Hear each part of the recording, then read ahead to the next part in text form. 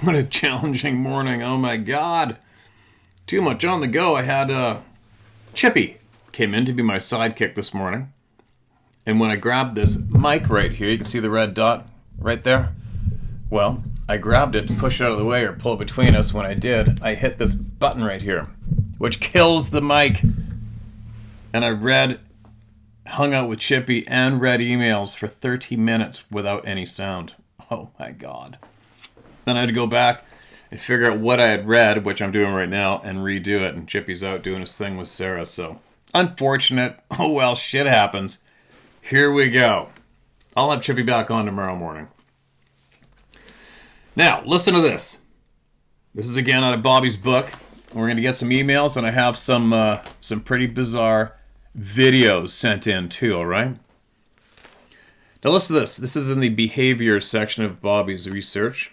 And this is titled Exacting Revenge. The family of 54-year-old Colette Bruchon summered in the family lake Pepin Cottage, Old Frontenac District near Red Wing, Minnesota, 1990. One warm afternoon, she set a portable radio on the porch railing and then stretched out on a cot in the shady part of the sunny porch to doze and listen to music. She was awakened by something gently massaging her foot. Sitting up, she described being startled, seeing a large, 8-foot-tall, red-haired Seehatonka, Cee-Ha-Tonka, Seehatonka, pulling/massaging on her ankles and leg. Whoa. Unable to fight off the creature, Bruchon said she kicked and screamed for help. The men came rushing out of the cabin, causing the creature to bellow, quote, bellow a horrific sound that vibrated in our chests, end quote. The woman's husband, Jacques, fired a 12-gauge shotgun in the face of the monster and it fell backwards. His shot hit it upwards through the upper neck, under the chin, nearly decapitating the creature. Must have been a small one. The original email is extremely graphic and disturbing. The report indicated that the men hurriedly buried the monster alongside a wooden bridge and stacked a cord of wood over top of the grave. The incident was over. The following summer, upon returning to the cottage, the Bruchons discovered the wood pile strewn about the property and the grave dug up. The support beams to the wooden back porch were on the ground, and the wood-shingled canopy was severely drooping over the remaining stanchion that supported the porch roofing. The screen door was tore off and thrown 20 feet from the porch. The family friend, Nor Le Ferret, who was along on that trip, said there were 19-inch footprints around the yard. He felt they were being watched and felt deeply uncomfortable. He suggested the family leave, and they've not been back. Le Ferret hired a construction crew to repair the cabin, and after 2 days on the job, the carpenters quit and told Le Ferret to hire someone else. This time, Le Ferret hired a roofer/carpenter from Hastings, Minnesota to finish the job and put them up in a cabin over a holiday weekend so they wouldn't have to travel to and from Hastings. Le Ferret stayed with the workers and kept his shotgun within reach until the job is completed. The men were paid and on their way. Le Ferret closed up the cabin for the season, included closing up the main breaker box with a key lock and putting antifreeze in the drain pipes. Finished, he drove to St. Paul for the Christmas holiday. 10 days later, the fire department phoned to inform the family that the cabin had burned to the ground. The only thing left standing was the wooden bridge where the Bigfoot had been laid to rest under a cord of firewood earlier that year. It should probably be noted here that if the above story was a case of exacting revenge for wrongful death on Bigfoot kinfolk, the Bigfoot was certainly fully capable and had unusual knowledge.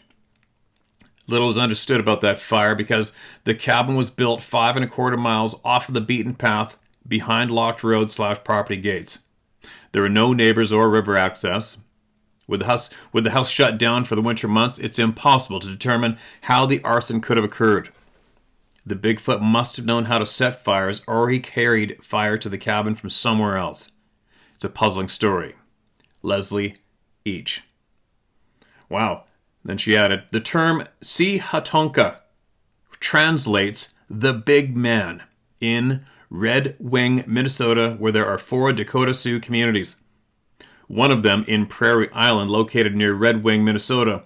There are also 7 Anishinaabe reservations, plus Chippewa and Ojibwe people in that region. There you go. According to Jim Anderson of the Republican Eagle in Red Wing, there's a modern-day account of a Native American by the name of Running Wolf who was sitting in his living room at 9:30 p.m. when his dogs began barking.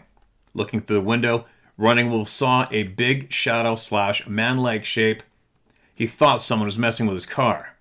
When he went out to check, he found 2 18-inch human-like footprints in his driveway. One became obscured in the hard soil, but the other had 5 distinct toes. The footprints belonged to the Sasquatch-like Si Hatonka, the man with big feet.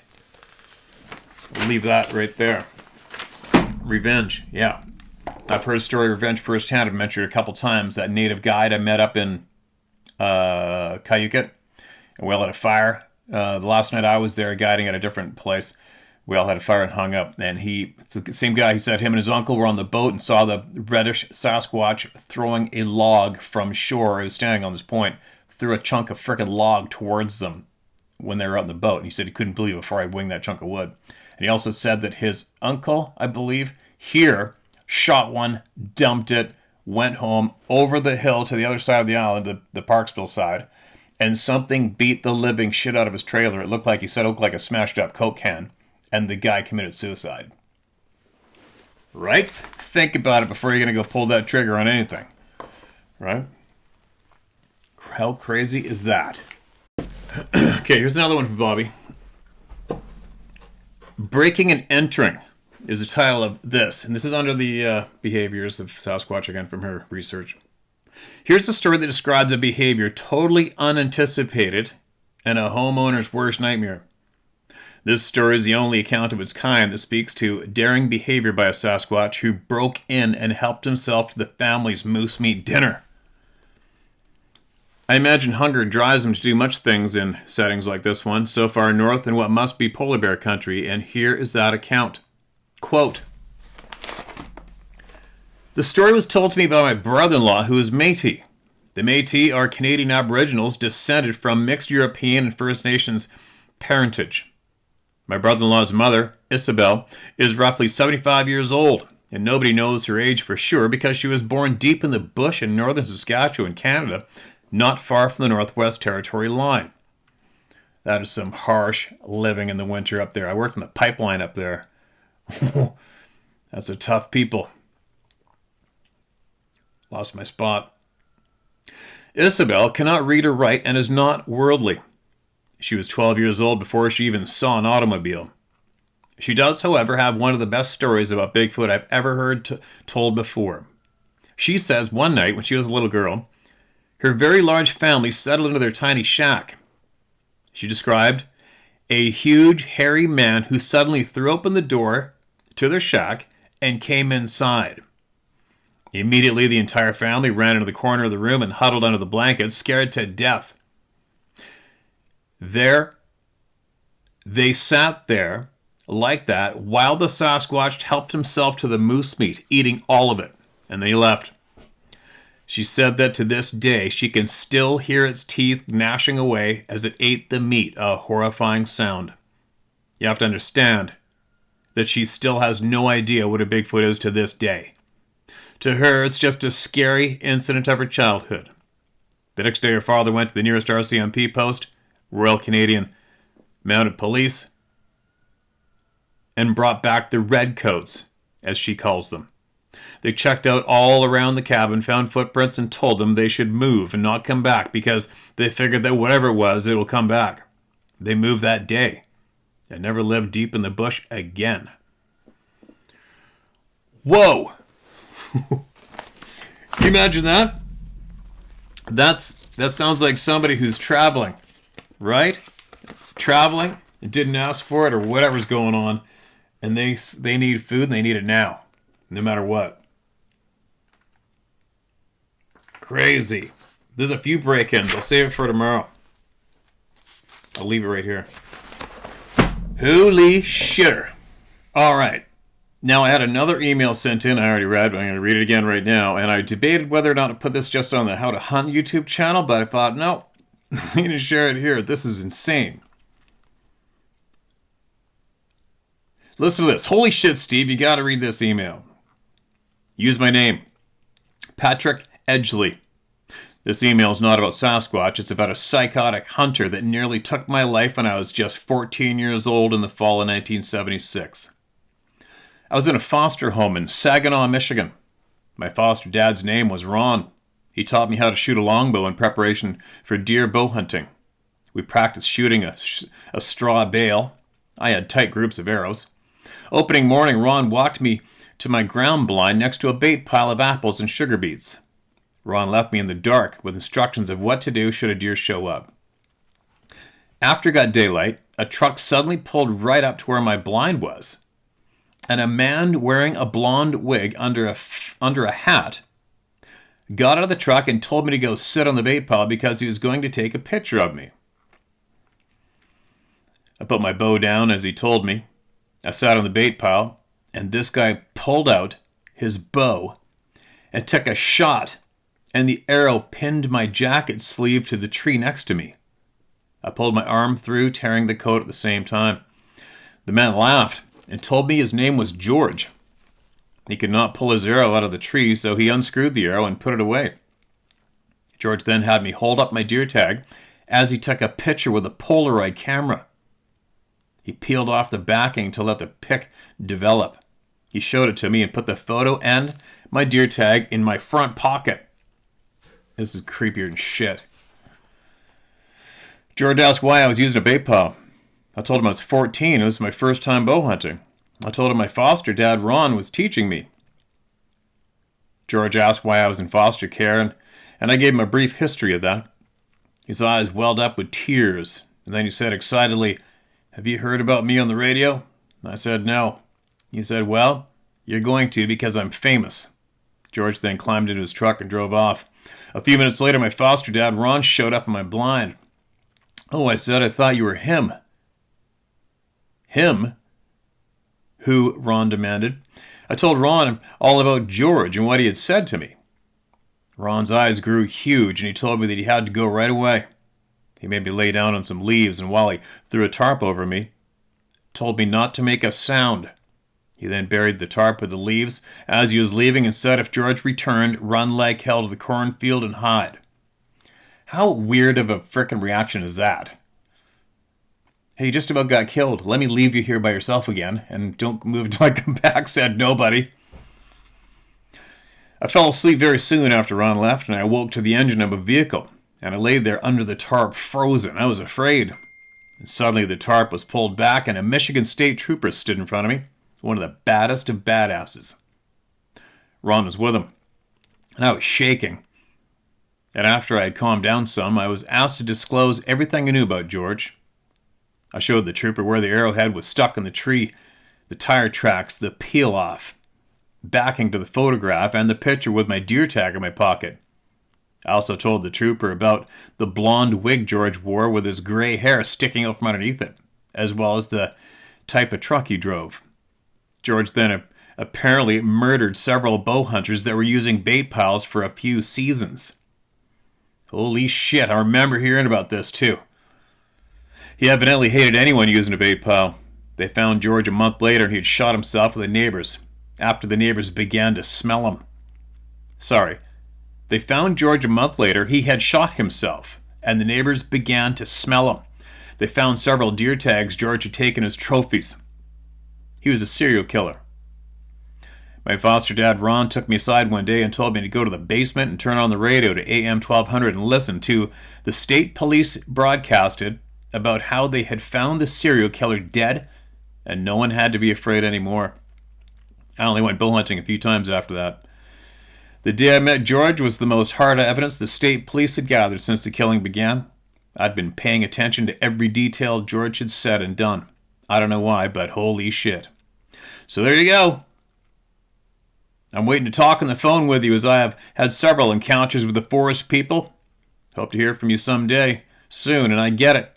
You get 1,000 emails. Thanks for your platform. You make a difference. I'll get a hold of you, man. I've already marked it down as look into. That's a holy shit email, is it not? Man, that is scary. You know, it's funny, you know, I think a lot of people react with hesitancy or apprehension when they bump into people in the woods. Some places more so than others. Not so much here, but enough. I mean, I'm always on guard no matter what. Not paranoid, but I'm not stupid. Especially in the woods all by yourself, right? Especially when in British Columbia when you're somewhat near the city, because a lot of those gangster criminals from Vancouver come up to Pemberton, the Sea to Sky, and other areas around Prince George, around Williams Lake, and dump bodies. Anyway, reminds me one time when I was up in Alaska by myself and I hiked up in the mountains of Chugach and I came out through a park, went up and over the top of these mountains, and I'm coming out, I started running and bumping into people hiking up the trail. And I just had 2 walking sticks in my backpack. I'm a little dirty from being in the woods, and there's a couple there coming up the trail. I said, "Hey, how's it going?" I go, "How far down is it? How far down is it to the trailhead?" Because I've been up on the top of these mountains for a couple of days. I didn't come in this way. And they're kind of talking to me, and the woman is looking at me, and I notice in her hand she's clutching some kind of spray, and she's looking at me sideways. I'm like. And I caught notice of that, and then I said, "Okay, thanks, see ya," and I kept on hiking. I'm like thinking to myself, "Holy shit, what's wrong with that woman?" Right? But I guess there's a lot of shit that goes in around Anchorage, Alaska, too, right? Odd. That's very terrifying. I'll get a hold of you, Matt, for sure. All right, I got you in my get a hold of folder. I'm glad you survived that. What a twisted son of a bitch, right? Wow. All right, here's another one, short one. I think this is an older one. I was sifting today and found some unreads. Not too hard to do. Boston, Massachusetts. Hey man, great job, the YouTube channel. I'm going to share my experience with you. I'm not going to sugarcoat it or bullshit anything. Just tell you what I heard and could not explain. I'm a city kid with a love for fishing and hunting, and I was 19 when this happened. I'm 34 now. I was scouting white-tailed deer in Blue Hills, which is a 6,000-acre state park. It was early morning. The sun was just breaking, and I wanted to see if I could jump a couple deer, so I set off in the woods. I would say I was about 2 miles from my car when I heard what sounded like a damn gorilla sounding off. It was loud, deep, and I was frozen in my tracks. The hair on the back of my neck stood up. I looked around and didn't see shit. I felt like I was being watched and got the hell out of there. I bought a house in Middleborough, Massachusetts. It's country to me. I hunt a 3,000-acre state property out behind my house now. And every single time I head out early in the morning to my tree stand, under the cover of darkness, that thought of what I heard enters my head. Whether you share this or not, it's up to you, but just leave my name out of it. Happy hunting, man. P.S. Keep the hunting stories rolling. All right, I will, man. Appreciate that email. And there you go, you guys. In the Blue Hills. There you go, the Blue Hills, you guys. Anybody on here waiting to be knee-jerked into sharing what you've experienced there? Well, you might want to now, because somebody just beat you to it. Right?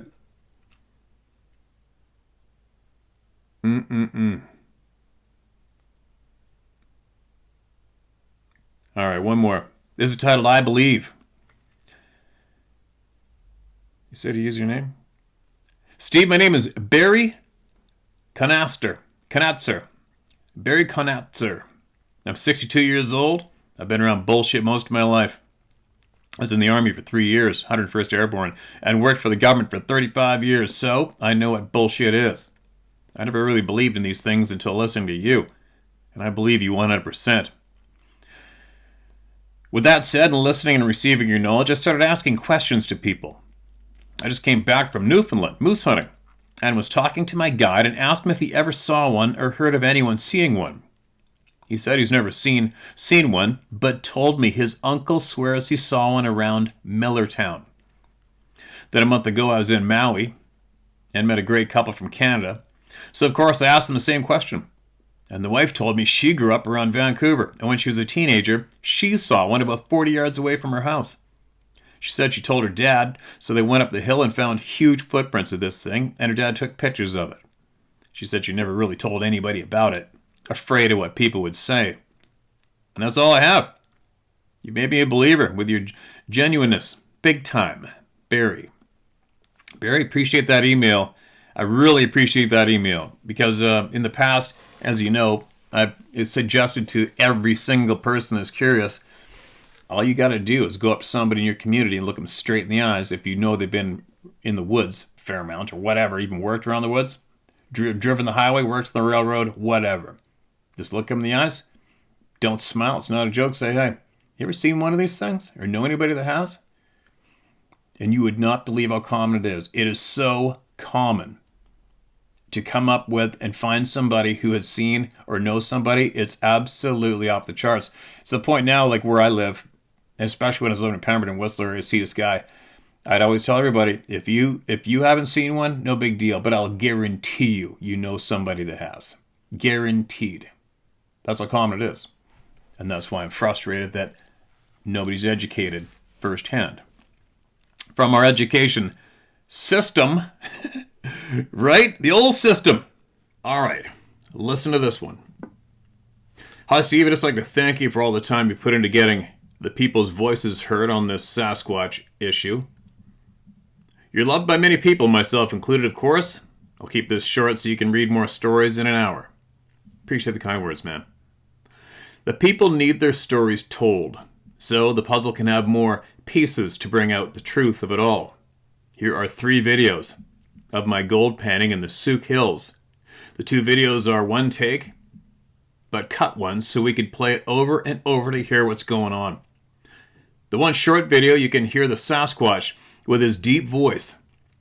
A few seconds later, you will hear me grunting in pain, lol. The other short video, you will have to turn up the volume and hold the speaker to your ear to hear the whoop in the background of the other Sasquatch. Now, what is so odd about this is the whole time I was panning, I never heard a thing. It wasn't until I got home and watching the videos that I heard this and wasn't too surprised. The feeling you get when it seems like the old being watched comes into play. Anyway, hope you can play these videos. Not sure if they will come through on your end. I've had a couple more encounters, but that's for another time, when I can put it into a short version. Until next time, Steve, keep up the good work. You do 100%. You're a good man, Pete. Appreciate that, Pete. All right, let's get into it.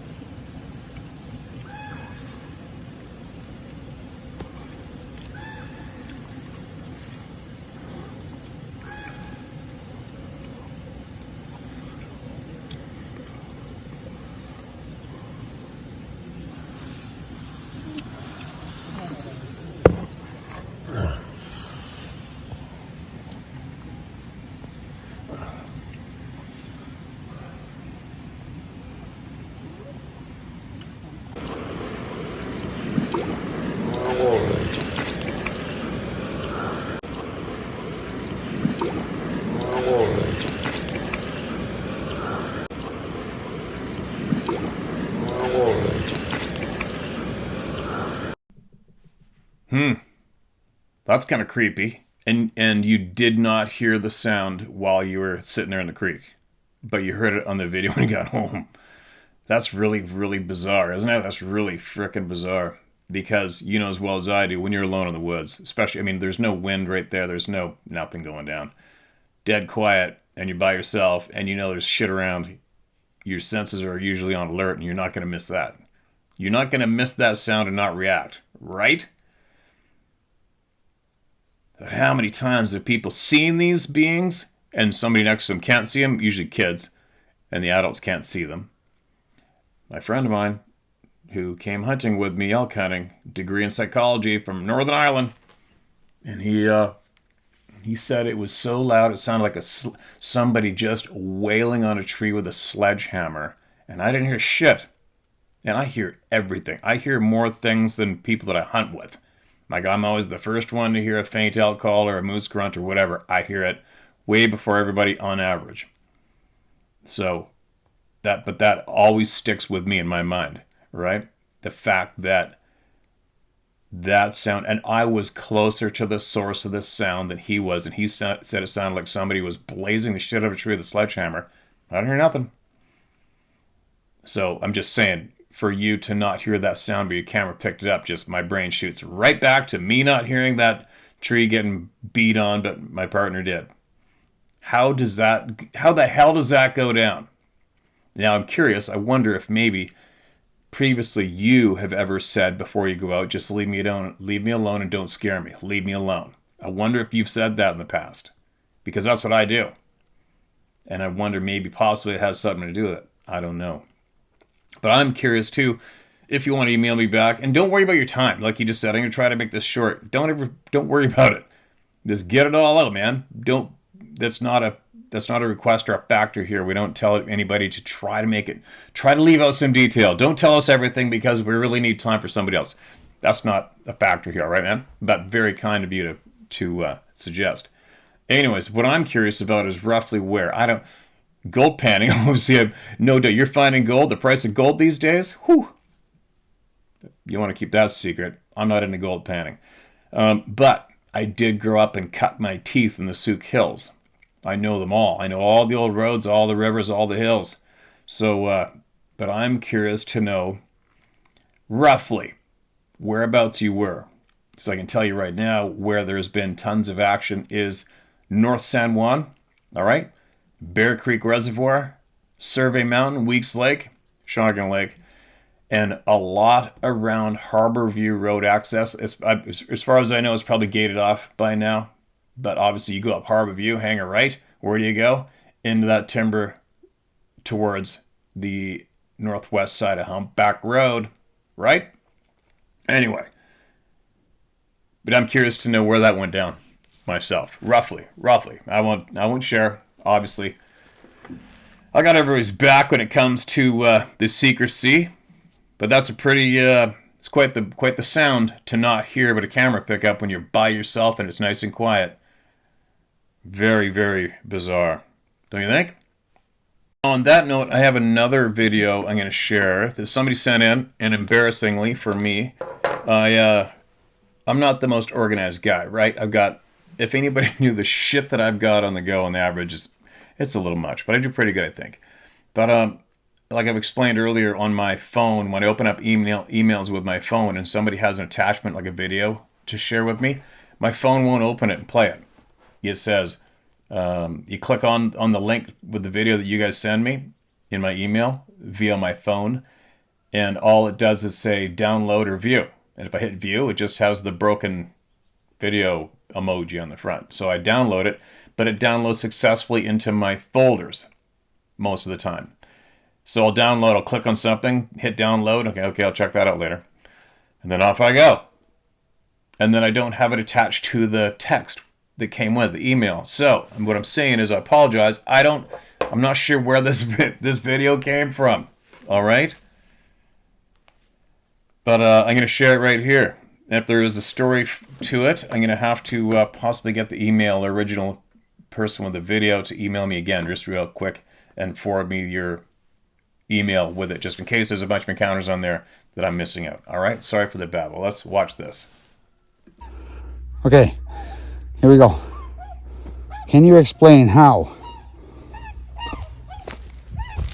a tree that has been chewed off by a beaver, all right, is on the road going up into the bushes, and then when it gets up into the trees, you've got this tree right here 7 feet away, bent all the way up underneath and behind that one and wrapped into that one. Then that one the one that's straight up and down, is pulled from way the hell over here, bent all the way over, and tucked inside the other tree, twisted, and this one's woven into it, and then this one's bent up, and then the one in the back right there, that one's like 7-8 feet away from the base. It's pulled all the way up and spun up underneath into there. Like, how in the hell does a tree that's been chewed off by a beaver get stuffed into the dirt, then woven into the trees? You can see how the trees are all bent over, and they're all woven in behind each other. And that one over there, that one there, it goes all the way up. That one in behind this tree here goes all the way up. This one here goes all the way up, and they're all twisted in behind this one, which goes this direction, right? And that one's going this way, and these ones are going this way, which creates that V there. And then this one here is laid in the V. Like, what the fuck? There you go. So, what do you guys think of that one, right? But what I'm curious about is, could you possibly send me your original email real quick? Just forward the same one to me again, because I haven't a clue what email this video is attached to, and it could take me forever to try to figure it out. Okay, man? Sorry about that. Because what I'm curious about is, what else do you know about this topic, about these people? Have you had previous experiences? What do you know about it? And good for you being observant, because you know how many people are out in the woods, don't know anything about what's going on for real, and just walk by that and not even think twice about it. So, good for you for being aware, right? That's being aware. And then I was thinking too, I wonder if you could find where that tree was chewed from. But then again, we both know, if you go to beside that river, you got beavers around there, there's going to be dozens of beaver tree stumps, chewed off stumps everywhere along the bank. So it's going to be pretty hard to match up that tree with where it got chewed off. But like you said, you easily shown the people exactly what went down there, and that's not normal shit, right? Imagine, I was trying to picture doing it myself. It's a big weird effort. It's a really weird effort. I wonder what that even means, what it stands for, right? But anyway, thanks for sending that email. I apologize I don't have your email attached to it, and if you could re-forward that to me, that'd be great. And I'm curious to know what you know as well around that area, and roughly where that area is. I'm sure you'll tell me in the email, right? And there you go, you guys. Another aware person that knows a lot more is going out there than what we've been taught, and saw it firsthand, and probably has some more to share. We'll see, right? Now, all right, here we go. Here's another one. I think this is recent. Hi, Steve. I've only recently started following your podcast, and consequently, I want to share my mundane encounter. I experienced it about 30 years ago and have been hesitant to share until now. The people I've shared it with look to me as if I had a third eye. Consequently, only family, close friends, and hunting buddies are aware of it. You can do as you wish with this information, as it may augment your database of weird happenings in the woods. Excuse me, I was bow hunting for white-tailed deer on New York State game land near the town of Greene, New York. I like to arrive at my parking area while it is still dark to enjoy a cup of coffee, acclimate to the outside temperature, deodorize my clothing, and assess the wind direction, as I have two primary paths into this stand area. The hike in is at least 2/10 to 1/4 mile, and everything is coordinated to ensure I arrive at the stand location at least 20 minutes before legal hunting time to allow for setup, etc. It was cold, approximately 20 degrees Fahrenheit, and a little before 0600 hours. My only weapon carried during this hunt are my compound bow with arrows and my sheath knife. My family is aware of where I was hunting and the approximate return of time. In this area, do not carry a PLB nor compass, as roads are in every direction, and you can travel to you can travel to on foot, and I usually hunt alone. Yes, my father hated this idea also. My backpack carries the needed hunting paraphernalia, some basic survival items, and the heavier clothing that I do not wear while hiking to and from the stand area. And as luck would have it, the wind was not in my favor to travel in on my preferred upper route. And this route starts near the parking area along an open field 123-February-2025. All right, must be 12th to the 13th February. It's a couple typos, no big deal. Which turns into light timber as I near the stand. The lower route starts with light timber for the first 15 yards, then transcends quickly to approximately 40-plus yards of tall pine trees. Then light timber again. The pine tree's canopy blocks all external available pre-dawn ambient light to the point that once you enter on an early morning, all you can see clearly is the opening ahead and the opening behind. A sort of tunnel or gauntlet, if you will. A little spooky, but I've traveled this route many times without a flashlight, and the only unsettling time before today was when I inadvertently flushed a flock of roosting turkeys in the early evening at the end of the day. I relocated to the alternate lower travel route where the wind was in my favor and started in. Approximately halfway through the gauntlet, the hair on the back of my neck immediately stood up, coupled with the feeling of an immense fear that something terrible was about to happen. I immediately backed into a tree off the path to protect my back, all the while snapping twigs from its trunk.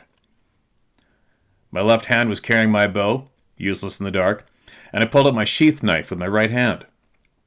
In a semi-crouch fighting position, I was poised for an attack of unknown kind.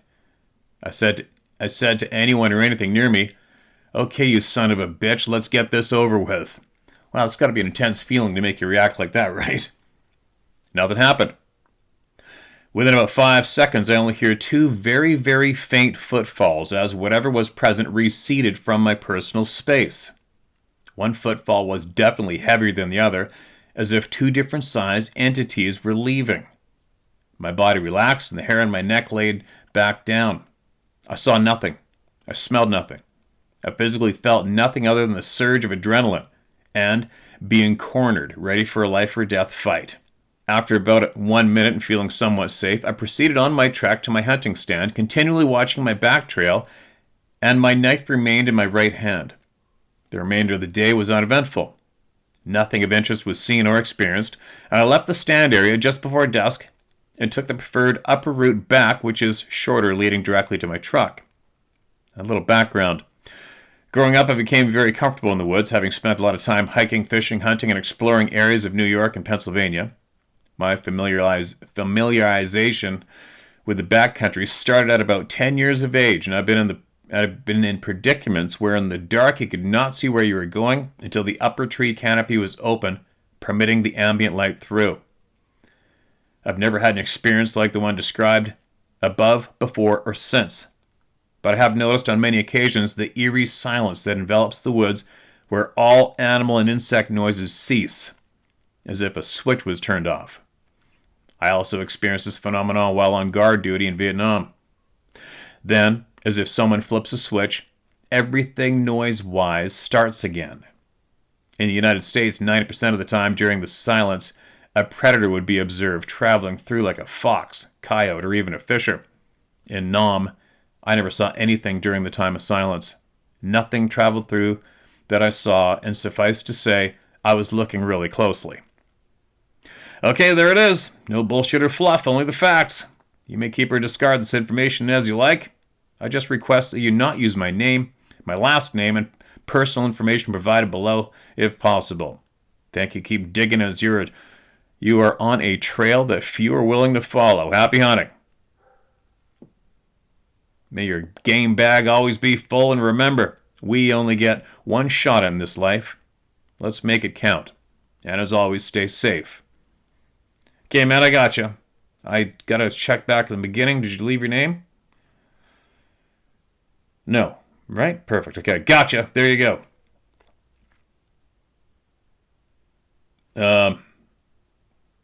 Like I've tried to explain earlier to a lot of people that possibly come here thinking they're here for entertainment, When somebody writes in about a feeling, it's pretty. You got to admit, it's got to be one, especially a Vietnam veteran. You're going to go out of your way to email us to share a moment in the woods where you had a feeling that you were being cornered and about to get attacked. I mean, every single human being has a little feeling of being scared or nervous or spooky. But like I said before, I think it's not easy for someone to get across the feeling they are experiencing, right? It's got to be one hell of a absolute nerve-wracking, intense fear, threat, feeling to knee-jerk you into wanting to write about it. So you picking up what I'm putting down, you guys?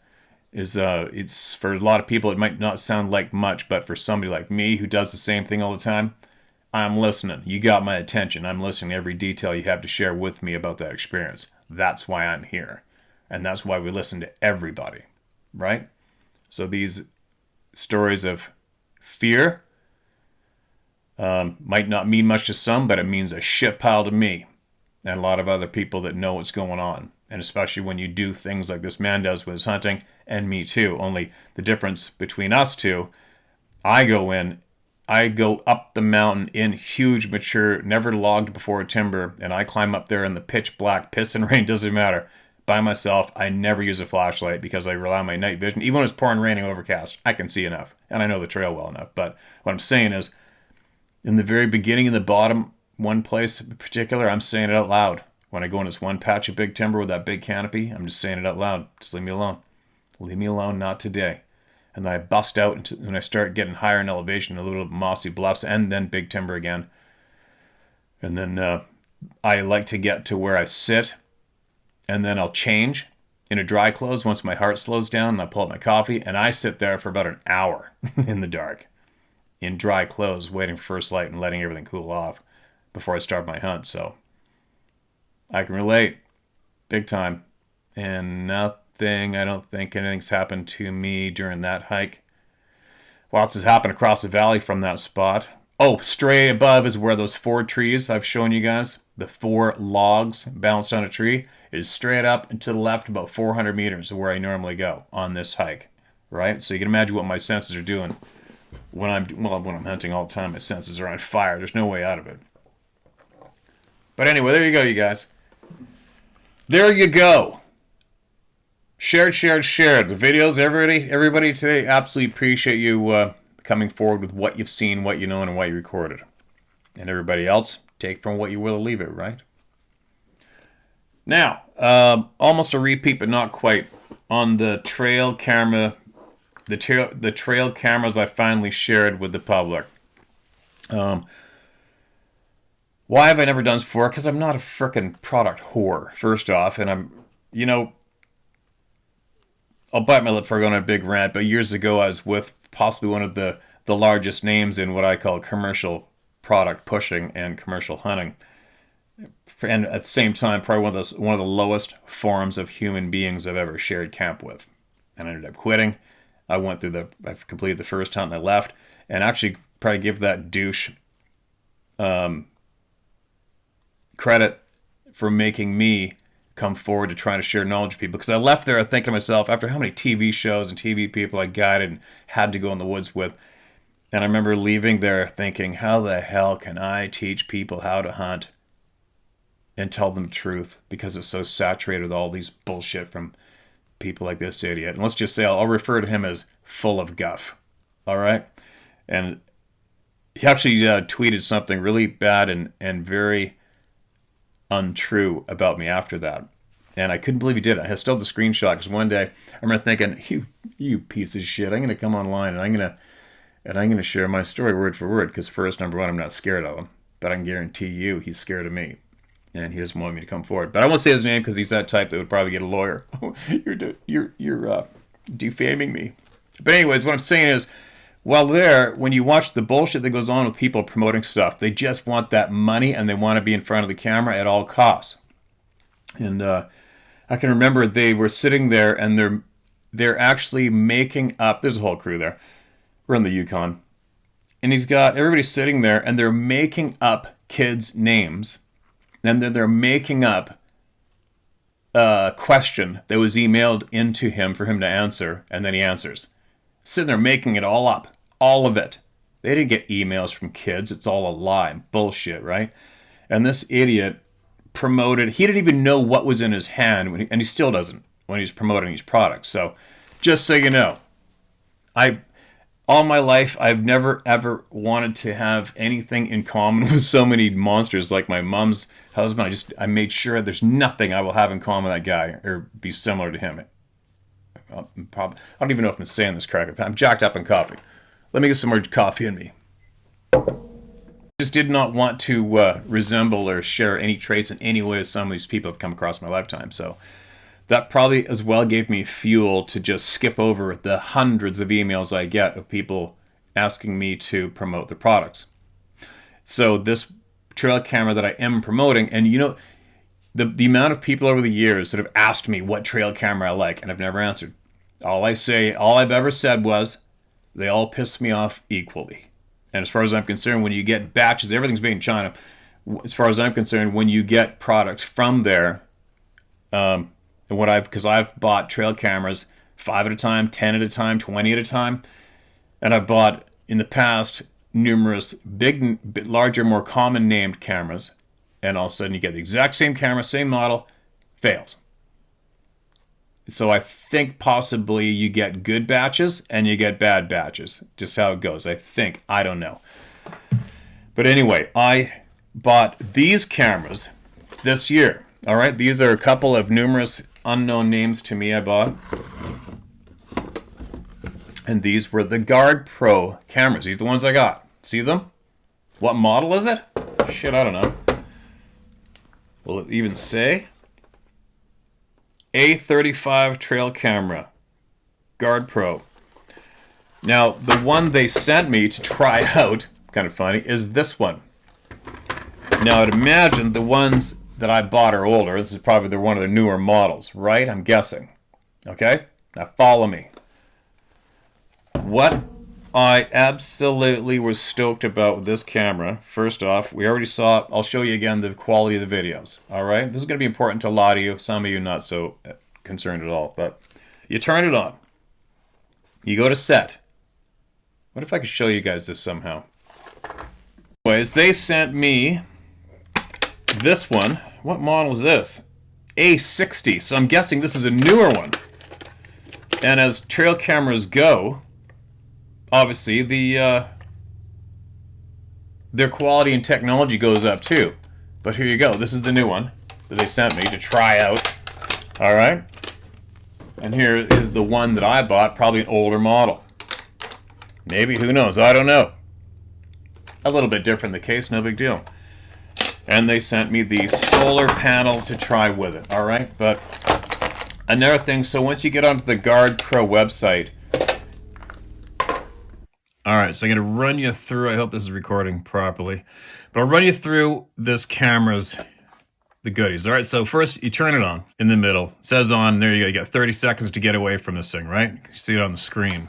Then you keep going to this button off to the right, and then it gets you into all the setting controls, okay? So obviously you can play the videos back on the screen, so you don't have to bring an SD card reader, although I do no matter what anyway. So you got the mode. What's this? Time-lapse or hybrid? I guess that's both. Motion detection, time-lapse or hybrid. Now wait till you see how many frickin' options there are here. So set it to photo or a video. Photo quality, obviously you can run that through whatever quality you want. That also will dictate how much space you take up on your SD card, right? I go highest quality on everything. So photo quality, photo burst, how many photos per second or whatever it's got, how many photos in a row. Video quality, I always go as high as I can get it. Video length, you can set that for how long. Oh, and you can set it for 20, 30 seconds, 41 minute, all the way up, all right? 40, 50 seconds, 30 seconds, right down to 3-second option or 5-minute long video. That's quite a while. Too long for me. So video length. Video sound, on or off. The audio is unreal. Video format, no brainer. Overexposure suppression. Daytime, nighttime, medium, or high. Huh, that's interesting. I've never had that option before in a trail camera ever. Detection delay. You can crank that to an hour. Holy cow. You can set this to take a video or a photo on the hour when it gets detected, and up to 5 seconds, the least amount, to an hour. Crazy. PIR sensitivity, well, that's how sensitive your motion trigger is. High, medium, or low. I always have it on high myself. What else do we got here? Side motion sensors. Now check this out. It's got these side motion sensors. And I was worried about these when I had this in the woods. This is the one I used this fall. It's got the batteries in it. But when I was worried about these things triggering on the branches beside where a place where I had to put the camera there, and I saw that option to have the side ones, that's a motion sensor. So is that. So is that. And you have an option here to turn them off or on. Brilliant. Motion test. Sweet. Time lapse interval. Look at that. You can do time lapse on this.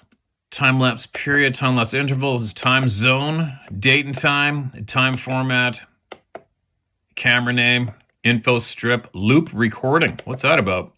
Loop recording on or off. All right. Obviously, there's going to be instructions that come with these things, right? Operation hours. What's that? On or off? Operation hours. Password. Not that means anything, so they can get your SD card, but whatever. Language. Oh, it's got every frickin' language on the planet. I guess these guys are getting well known, aren't they? Format SD card, standard. And there you go, you guys. That's the whole menu. That's pretty impressive. You got to admit, that is way more than any trail camera I've ever purchased. And for half the price of what I was paying for those other big name cameras that sucked. That was pretty cool. All right. There we go. Once you go onto the Guard Pro website, there's all sorts of various variations of the camera on there, but I'm quite certain it's all the same technology, obviously. And they have cell cameras. I haven't tried it yet. Maybe I'll contact them, see if they want me to try that out. Over the years, I've had a few. Years ago, I think the first one that came out was UA or something. Kind of sucked. And then I think I tried Spy Point before. Kind of all right, kind of wasn't. And then they made it illegal to use them in Canada during hunting season. I don't know why. Last time I don't think I've ever seen a trail camera kill a deer or kill anything, right? But anyway, maybe I'll see if they want to send me some more of their items and I'll give it a go. We'll see, whatever. But for the most part, anyways, that is the best, hands down, easily the best trail camera I've ever used. I don't need anything. I don't need that camera to do any more than it is for me. I'm good. And I know some other cameras apparently are coming out with night vision in color for the camera. Do I need that? Is that appealing to me? Not really, because you know what? I think for me, I'm trying to picture how I operate. It's usually on the go. I hike up, I hit my camera. I'm looking at it on the screen. And that is a playback screen, by the way, as well, with full audio on it. And I will hit the playback, and obviously when you see the nighttime or the daytime videos, it's easy as you're clicking through, right, in the woods and you want to get going. And I think I would be worried of seeing a nighttime video on the playback screen in color and skipping over thinking it's daytime and screwing up when I'm registering as when it was taken. I don't know. Who knows? I don't even know why I added that in there. Whatever, I did. But anyway, there you go. That is the camera that I am absolutely backing up. Without a doubt, there's nothing more I need out of a trail camera so far. And the link, again, will be in the video description. I've got a page for it on my website, howtohunt.com. And there's a code in there for you to get a discount on their stuff. There you go. Now, I'll make mention of it again later on. All right. I know I'm a little not concentrating here because I got a lot I got to get going on here, and I'll be back tomorrow. All right? I'll be back tomorrow, a little more relaxed and caught up, and I'll be back tomorrow, and we're going to hear a lot more. All right? Share my story at howtohunt.com.